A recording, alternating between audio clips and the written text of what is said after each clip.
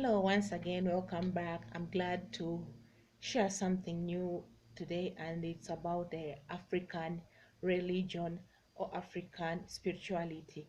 And here, when you speak of African religion or spirituality, also you might think that maybe it's about herbs or it's about spells or witchcraft. No, I mean no offense. I'm just trying to say that we are speaking about how our African society was relating with our creator.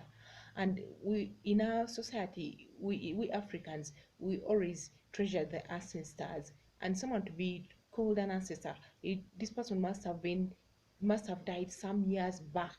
Let me use a word of centuries, decades, you see, so that you be referred to as an ancestor. So let me not confuse you much, but let me just go straight to that point.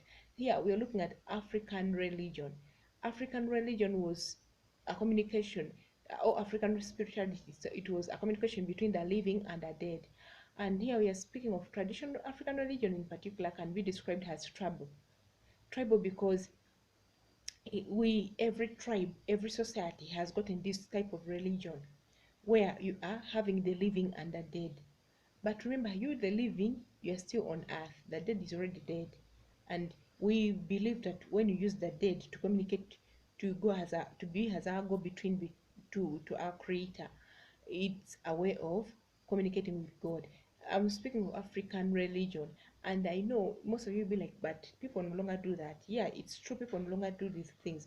But again, don't be surprised. Religion is religion. Also, all norms are norms. All culture is culture. You may be surprised to go somewhere and you find that people are still using these methods to communicate to God. You see, because in that time we believed that communicating with the living and the dead, as in the living to the creator, we had to get an ancestor go between, and that was someone who has passed on, and we could believe that yes, this person is going to go direct as our messenger to our creator. And they're saying African religion, we were looking at ancestors, that is living, dead, or the deceased family members were believed to act as go between for the living to communicate with God direct. Imagine you say that someone has died, isn't it? Or not even say someone has passed on, true, then you use this person as you go between. You feel like in this era now, you feel like that was kind of weird and funny. But again, to people who believe in such things, I mean no offense here, could work for them. That's what they could believe. It could work for them, and they could say yes, we are communicating with God, and that God has told us this. But to me, I mean no offense, I personally, I believe in God, and I believe that there is a go between for me to communicate with God.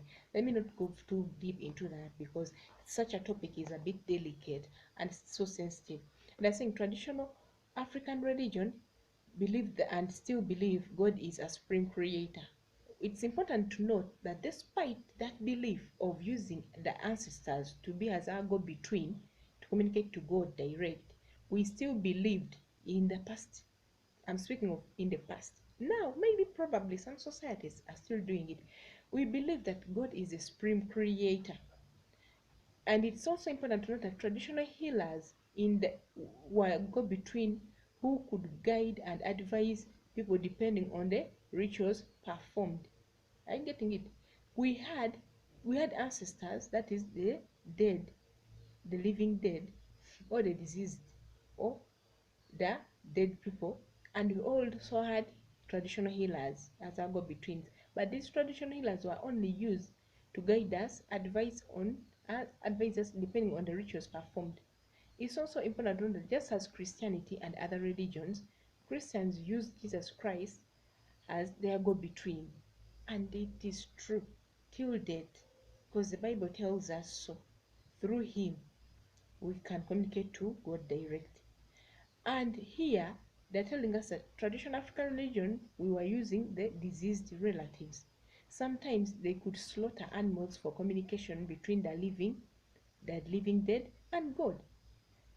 Just like in the Bible for it, they were using animals, but here animals were on altars, it was a direct communication. No one was slaughtering. It was you as a person, you slaughter that lamb, that calf, that cow, and you burn it, and that smoke would go direct in the clouds.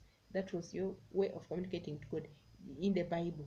Now here they're saying here we could slaughter animals, and they could be as a way of communicating between the living, the dead, and God.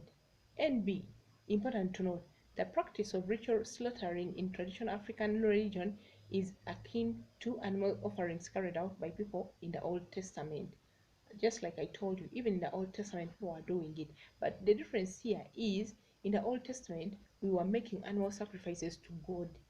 Here, our animal sacrifices were mainly for God, and it was so good because they could tell us the moment the smoke could raise up, it could show that God has answered and heard your prayers. That was in the Old Testament. You burn your calf, your lamb, your cow, and on that altar, if that smoke has risen up, going straight up to the clouds, it should show that God has answered your prayers. And if it wasn't going the way I've described, then there you have to go ahead and intercede, cry to God, ask God all sorts of ways to answer you, to hear you.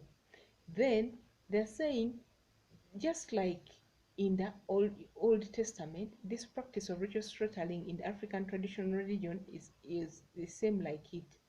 And the difference here, they're saying people are making animal sacrifices to God, where in traditional African religion, believers were making animal sacrifices to God through their departed relatives who had attained the status of being ancestors. They're saying here the difference, people in the Old Testament were making animal sacrifices direct to God, while in traditional African religion, believers were making animal sacrifices to God through their departed relatives who had attained the status of being ancestors. Different animals could be slaughtered. This could include chicken, goats, cattle, depending on the instructions. And it was done in a proper place, like people's homesteads of people who are concerned, so that blood can be spilled in that homestead. Whenever these people were making these animal sacrifices, they were doing it in specific places. An example, in your homestead, you who has gone to this traditional healer, you who is practicing this ritual of wanting to communicate to God through the living dead, you could use a specific place. An example, your homestead. Are you getting it? To me, a question to my viewers, I don't know.